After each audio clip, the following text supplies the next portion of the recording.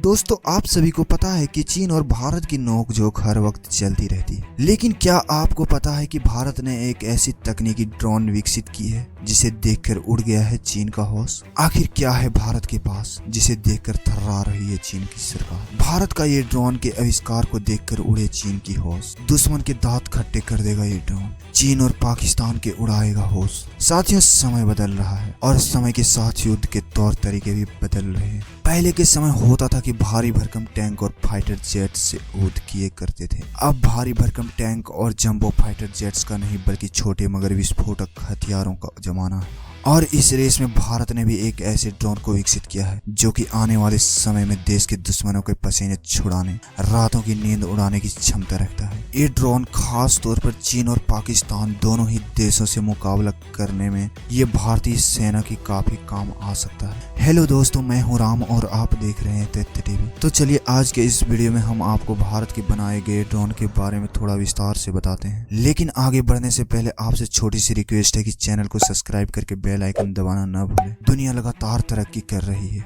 उसके साथ ही युद्ध के तरीके भी बदल रहे हैं। एक जमाना था जब दोनों सेनाएं एक दूसरे के सामने तलवार और भालों से लड़ाई किया करती थी। उसके बाद जब बारूद का आविष्कार हुआ तो युद्ध करने का तरीका ही बदल गया। उसके बाद दौर आया बड़े बड़े टैंक और फाइटर जेट्स का। लेकिन अब एक बार फिर युद्ध के तरीके बदल रहे हैं। एडवांस टेक्नोलॉजी के इस्तेमाल से अब आकार में छोटे और खतरनाक हथियार का निर्माण संभव हो रहा है। Short range unmanned aerial vehicles weapons SRUAV इस कड़ी का एक हथियार है। इसे आर्चर और रुस्तम UAV के नाम से भी जाना जाता है। अब इसके टेस्ट किए जा रहे हैं। साथियों इसमें एंटी टैंक मिसाइल और UAV स्पेसिफिक बॉम्ब भी शामिल है। SRUAV का उपयोग वास्तविक समय की खुफिया जानकारी, निगरानी, लक्ष्य प्राप्ति, ट्रैकिंग के लिए भी किया जा सकता है। ये लगातार 12 घंटे तक काम कर सकता है और सर्विलेंस आने की खुफिया जासूसी कर सकता है। अंतरिक्ष में रह करके नीचे दुश्मनों के कितने पोस्ट हैं चेक कर सकता है और उसके पास जो एंटी टैंक मिसाइल है उससे चाहे तो दुश्मन के सारे टैंकों को ध्वस्त कर सकता है, वो भी बिना किसी इंसान को इस प्लेन के अंदर बैठाए, इस ड्रोन के अंदर बैठाए।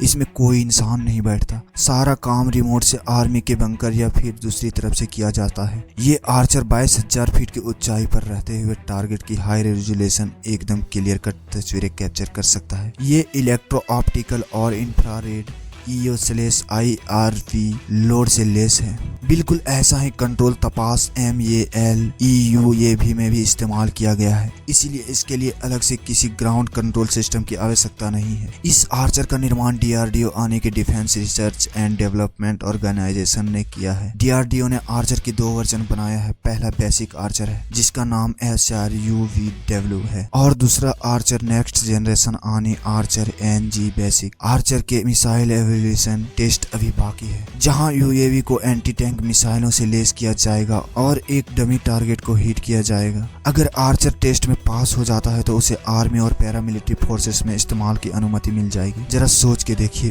भारत का एक सैनिक बैठा हुआ, वो ड्रोन को ऑपरेट कर रहा है। ऊंचाई पर आतंकवादी बैठे हैं, दूसरे देश की सेना बैठी है और ड्रोन ऊपर से पास करता है और वहीं से मिसाइल लॉन्च करता है। अगर उनके पास टैंक भी रहे, दुश्मन देश के पास वो टैंक को भी ध्वंस कर सकता है। ये ड्रोन सोचिए कि इतनी पावर आ जाएगी भारत की आर्मी के पास। बेसिक आर्चर के साथ ही आर्चर NG की डिजाइनर फ्रेमवर्क भी लगातार उस पे काम किया जा रहा है। आर्चर NG 30,000 फीट की ऊंचाई तक काम कर सकता है, यानी कि कमर्शियल एरोप्लेन जिस हाइट पे काम करता है लगभग उसके बराबर या उससे ऊपर भी सोच के चलिए। आर्चर NG का उपयोग युद्ध के बाद के हमले के आकलन के लिए भी किया जा सकता है। जहां तक आर्चर NG के एवियोनिक्स इलेक्ट्रिकल सिस्टम की बात है, ये भारत इलेक्ट्रॉनिक्स लिमिटेड और DRDO मिलकर बना रहे हैं। साथियों आने वाला समय ड्रोन युद्ध का ही होगा, इसलिए भारत जितना जल्दी ये तकनीक विकसित कर ले उतना अच्छा है, क्योंकि हमारे दोनों पड़ोसी देश इस मामले में हमसे आगे निकल गए हैं। भारत ड्रोन और UAV के मामले में पाकिस्तान से 1 दशक और चीन से काफी ज्यादा पीछे है। पाकिस्तान और चीन लड़ाकू ड्रोन समेत कई हथियार को विकसित करने में एक दूसरे की मदद भी करते हैं, इसीलिए भारत भी अब इस दिशा में तेजी से काम कर रहा है और ये आर्चर इस दिशा में उठाया गया एक कदम है। तो साथियों आज के इस वीडियो में बस इतना ही। अगर आपको यह वीडियो पसंद आई हो तो कमेंट में जरूर बताएं ताकि हम इसका पार्ट 2 लेकर चल आ सके। और दोस्तों वीडियो को शेयर करना ना भूलें। जय हिंद।